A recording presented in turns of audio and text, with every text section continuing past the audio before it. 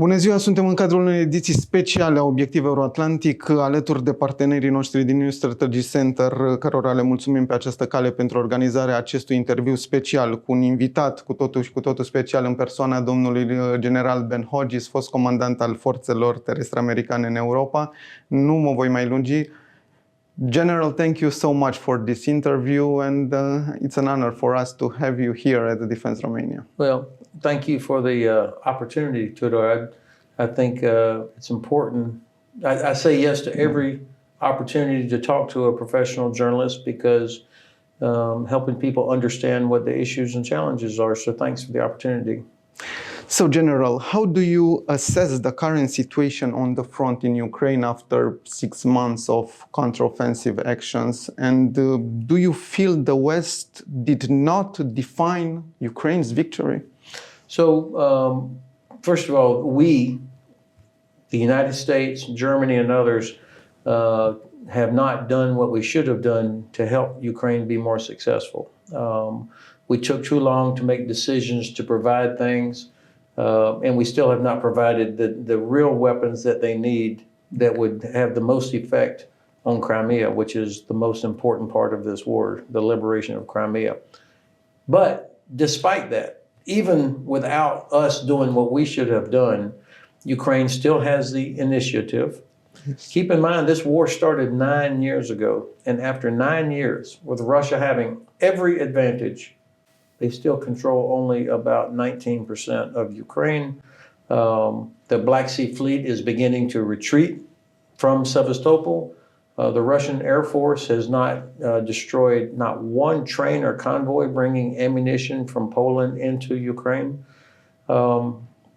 I was looking at video today of Ukrainian forces crossing the Dnipro River to the left bank, the east side. And so I would say the Russians have a lot more problems than do the Ukrainians. Now is the time for us to make it clear that we completely support Ukraine, that we want them to win, not just to be able to stay in the fight, but to help them win. The counteroffensive is more than just the ground part. We have to step back from it. Ukraine is doing what NATO calls multi-domain operations. Land, sea, air, cyber, space, all the domains where you integrate the effects. And so the land part is what we see as, the minefields, the trenches. It's painful, it's slow, it's a lot of casualties. But still they're making progress, just not like what we want. But that's not the counteroffensive. That is only a part of the counteroffensive. Ask the commander of the Black Sea Fleet how the counteroffensive is going. He will have a different story to tell. But speaking about weapons, do you think F-16s, for example, will be a game changer for Ukraine? There is no one weapon that's a game changer. Not even HIMARS? None of these are game changers. Okay, what matters is if you can integrate the effects of capabilities that will help Ukraine liberate Crimea. That's what matters. Of course, the decision on F-16s is a good decision, but it should have happened about 18 months ago. Yes. I mean, it's going to be probably next summer before we see real effect of F-16s. Ukrainians always go faster than we thought they would. We always, for whatever reason, continue to underestimate Ukrainians. They will have pilots trained on the F-16 very soon. But the ability to employ a lot of F-16s that will have a real effect, that's going to take more time. And of course the Russians, because we talked about it so much and it's taken so long, the Russians will of course have had time to prepare for how will they counter that. The real capability that the Ukrainians need, in my view, is long-range precision strike. That means that could be Taurus, that could be ATACMS, that could be more Storm Shadow or Scalp or ground launch, small diameter bombs or Gray Eagle drones. All of these that would be able to reach and hit Sevastopol, Saki, Zhankoy inside Crimea, and also other Russian headquarters and logistics and artillery. If you destroy headquarters and logistics, then it doesn't matter how many soldiers the Russians have. The way you defeat mass is with precision. And for some reason, we stopped short of providing Ukrainians that long-range precision capability. As you say, the war started in Crimea 9 years ago and must end in Crimea. Yes, yes. When you look at the map, and of course, who am I as an American talking to Romanians about the Black Sea? But on that map, the importance, the decisive importance of Crimea is very clear. We have another war in Middle East, General, and who is the big winner after Hamas attack on Israel? Everyone is looking at Russia. Yeah, Vladimir Putin is the biggest winner so far because you can't even find Ukraine on the news anymore. I watched BBC for 2 hours this morning. Not one word about Ukraine. The same is true in the U.S. I mean, it has completely distracted everybody. And I don't think this is a coincidence. You know, Iran and Russia are allies. Not Russia and China, Russia and Iran. So while there's no piece of paper from Vladimir Putin saying, "Dear Ayatollah, please invade, have Hamas invade Israel on this day," but there's a collaboration that's going on there, and so Russia is the big beneficiary. Of course, Iran also is a beneficiary because I'm sure that they knew that Israel would react in such a strong way. And that's why the attack of 7 October was so savage, so brutal, so specifically horrible, murdering babies, women, brutal rapes, the way that old people were killed, gunned down, and then the hostages. This was not normal terrorism. Normal terrorism, they just blow up the bus, right? Or blow up a building. Yes. This was a very, very specific, brutal attack that they knew would generate or elicit a very, very strong response from Israel, which is what Hamas wanted, and it's what Iran wanted. Because then when you have this attack back into Gaza City with the mission to destroy Hamas, it's probably killed, depending on what your source is, no doubt thousands of innocent Palestinians. And of course, even for those Arab countries that don't care about Palestinians, they don't like Hamas, and they are scared of Iran, it still is very difficult for them to work with Israel. So what Iran really wanted was to stop progress of the Abraham Accord. Of course. And so they're getting it. Hezbollah is not in this fight. They're launching some rockets, but they're not getting in this fight. So this is not about. This is Iran saying, we'll use Hamas. A proxy war. Yeah, absolutely. A proxy war. Speaking about Hezbollah, you served in Afghanistan and Iraq, and you know the realities of the Middle East. Do you think, General, there is a risk of expansion of the war in the Middle East against Israel? Of course, there's always that risk, but I think that my president, Secretary Blinken, and also Secretary Austin, they reacted so fast to put capabilities in the region, 2 carrier strike groups, a submarine. Normally, we don't advertise submarines. That was obviously on purpose. And there are other capabilities that are there for contingency if they had to evacuate anybody, but also a lot of combat power to convey to the Iranians, do not let this turn into a strong message, something wider. So, Iranian supported groups have been taking shots at Americans in Syria and Iraq. Nobody's been killed yet. So, but finally, after a certain point, the U.S. goes back and destroys an important Iranian weapons storage site. So I think the potential for escalation is always there. But again, Mr. Hassan Nasrallah, the head of Hezbollah, he gave a big speech, he shook his fist, and then stayed on the sideline. Can United States support Israel and Ukraine at the same time? Absolutely. And this is what the Chinese are looking to see.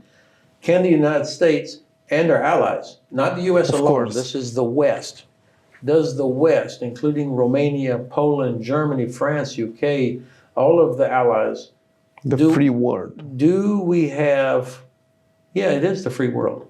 Do we have the political will, the capability, and the capacity to help Ukraine defeat Russia, to put pressure on Israel to bring about a peaceful outcome in Gaza, deter Iran, and still have the ability to tell China, now is not the time for you. Do not think that you can make a terrible miscalculation. So that's what's at stake here. And I think the president is working hard with all of his counterparts in allied countries to be organized and to have diplomatic pressure, economic pressure, and military pressure to prevent escalation, but also to make sure that nobody else sees weakness. In the worst case scenario, if Russia wins this war, hopefully not, but in the worst case scenario, what do you think will be the biggest dangers for Romania? Well, the biggest danger for Romania is that Russia will feel that now they can do whatever they want in the Black Sea, because they will have demonstrated that the West did not have the will to help Ukraine defeat Russia. They will feel totally at will to do what they want in the Black Sea, and they will put more pressure on Turkey. And so I think we will have a real problem. And maybe the biggest problem will be that people in Romania and other Eastern European countries will have lost faith in the U.S. and in NATO, that maybe we're not committed, that we're not willing to really stand by and help. Now, of course, Ukraine is not a member of NATO, so there is no Article 5 obligation, but I think this will be a serious blow to people's confidence to our side. And Mihail Kogalnicianu Air Base is so close. So this is why I think that our Ukrainian friends should be confident that the U.S. is committed here. There are thousands of American troops constantly in Romania, both Army as well as Air Force and Computurci. I'd like to see more. I'd like to see a permanent presence. I wish that Turkey would allow the U.S. Navy to come back up and other allies. So we've got to keep working on that. But in the meanwhile, there are other things that we can and should be doing. I think it's important also, though, that Romania is working with other Black Sea littoral nations to get rid of these mines, to find the mines that are out there, get rid of those. The Ukrainians have shown us that they can defeat the Russian Navy, even though Ukraine doesn't have a Navy. So, Romania and Bulgaria and Turkey should be working together to make sure that ships can move freely and safely up to Odessa to get the grain out, for example. Do you think we should have a permanent American military base in Romania, like in Poland, for example? I think that would be a great investment. Even on an economic side, on everything. Well, look, I used to believe it's better to have rotational because soldiers that come over for rotation, you can do more with them. They can do more training. They stay in the field for 6 months, 9 months, and then they go home.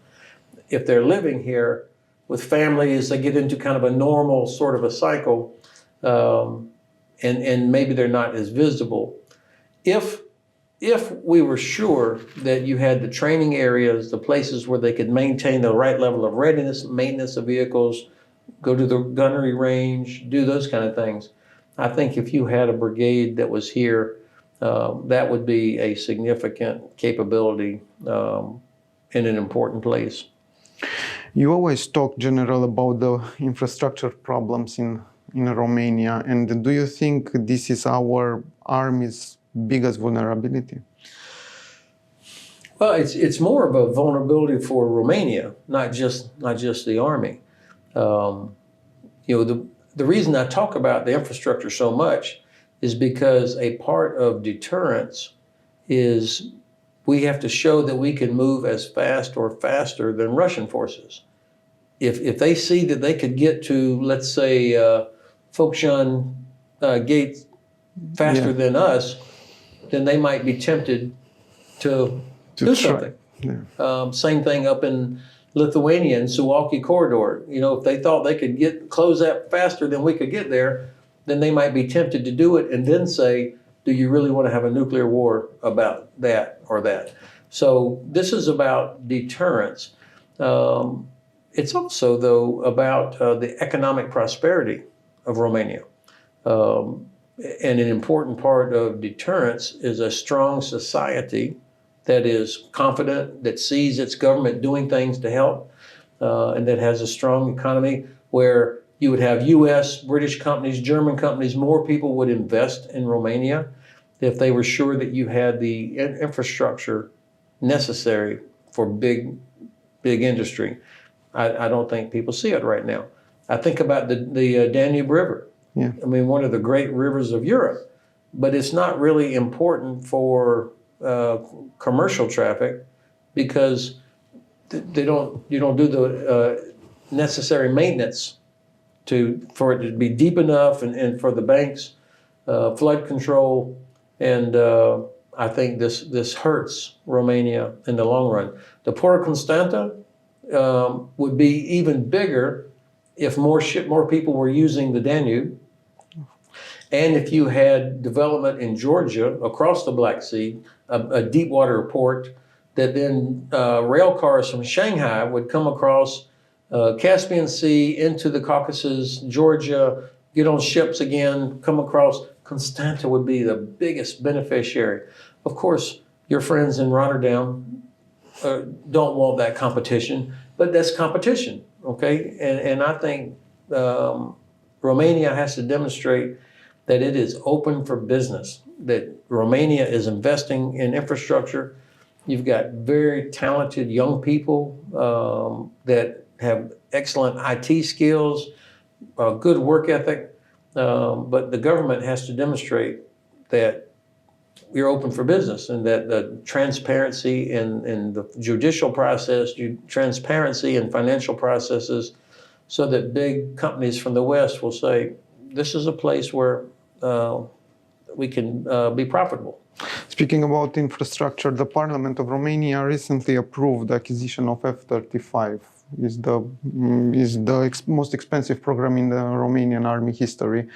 How do you think about that? Will be F-35 a game changer and will be an infrastructure challenge? Of course, the two good things about the F-35 for Romania is that, number one, there is no other airplane in the world like it. I mean, it has capabilities that will continue to improve, and as pilots become better and better, it will give Romania a real capability. But the second thing is that you're now part of the community, just like you were with F-16s. You'll be part of this F-35 community, working with other nations. I mean, the Germans are going to do it now. Most European nations are moving towards the F-35. So in terms of compatibility with your American and British allies and other allies, that's a plus.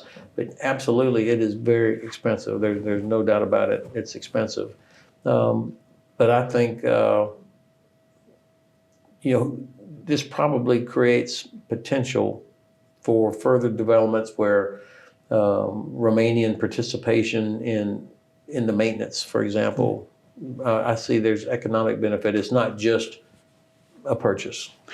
My last question, General, are you worried about next year elections in Europe and in the United States? It's a very important moment for Ukraine. You're exactly right, Tudor. Next year is going to be a very important election year. And this is the time when people need to vote. You have to get out and vote. You can't sit at home and complain about the government, or you don't like what you see and then not do something about it. We saw in Poland what can happen when young people decide this is enough. I'm going to vote. I'm going to show up and vote.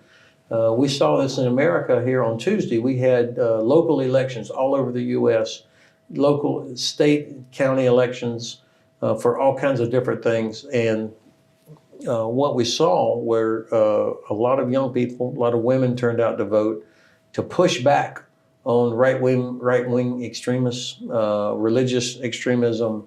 People showed up to vote, and it makes a difference. And so I think for me, it's important that people turn out to vote in the United States to stop the rise of fascism, right-wing extremism, the religious extremism, but you have to vote. You can't just sit at home and complain about it. And of course, Romania, I think you have 4 different elections, all kinds of... It's a golden year. It's quite a year. And the people of Romania deserve good leadership, but it doesn't just magically appear. You have to make choices. General Ben Hodges, thank you so much for this interview and for the discussion at the Defense Romania. Thank you. It was such an honor. That was a great opportunity for me. Thank you. Thank you.